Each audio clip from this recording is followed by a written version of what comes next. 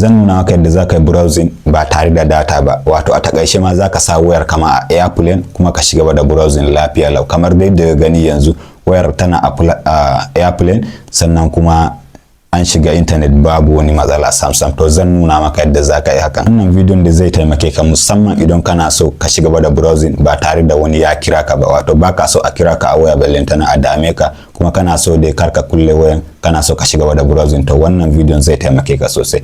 Saboda ku taimaka mana da liking, sharing, following, saboda haka ne zai sa videos din mu su yadu sosai ta da mutane da yawa za su amfana ta dalilin wannan liking da kuke yi. To da fari da zaka ja wurin notification na wayarka kamar haka, sai ka kunna datar wayarka. Abin da galibin wayoyi gaskiya a sim 2 baya yi, amma ni nawa na gwada yana yi a sim 2 da sim 1 din gaba daya, amma dai galibin wayoyi sai sim 1 kawai yake yi, sim 2 baya yi. To bayan ka shiga ka kunna data na wayarka, sannan sai ka sata airplane kamar haka. Bayan ka sata airplane, yanzu misali bara shiga YouTube, don ka duba gashi nan a ƙasan nan an she no connection, kuma an rubuta min, an nuna min videos da waɗanda in na yi downloading ne kawai zan iya kalla, su ne aka nuna min su. To ni ba ma video da na yi downloading. Idan ka duba bara dawo home, don ka duba dai gashi nan ya ƙi loading, an she you are offline. To yanzu kawai sai ka minimize kamar haka. Kaga dai baka isa kai browsing ba yanzu, to saboda haka sai ka shiga wurin kira kamar haka. Kana shiga sai ka danna **4636 sai ka danna ****. Kana danna wannan code din za nuna ma irin wannan fiska, sai ka zaɓin farko phone information. Kana danna shi sai ka danna nan wurin inda ka sa phone 0 din nan, sai ka danna shi kamar haka. Sannan sai ka zaɓi sim 1 ko sim 2. Ni yanzu kasancewan sim 2 ne zan danna akan sim 2.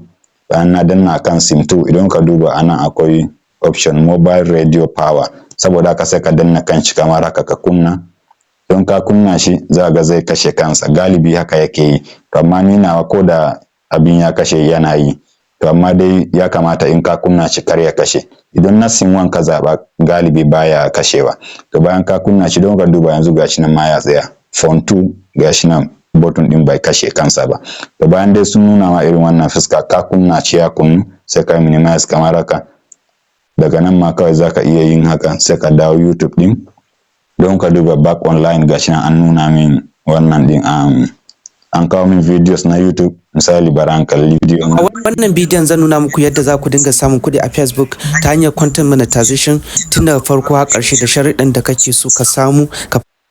To kamar da gani gashi nan yanzu har na samu daman kallon video, kuma wayata a airplane take, babu wani matsala. Taimaka mana da liking, sharing, following, saboda haka ne zai sa videos din mu su yadu sosai ta da mutane da yawa za su amfana ta dalilin wannan liking da kuke yi. Nagode, assalamu alaikum.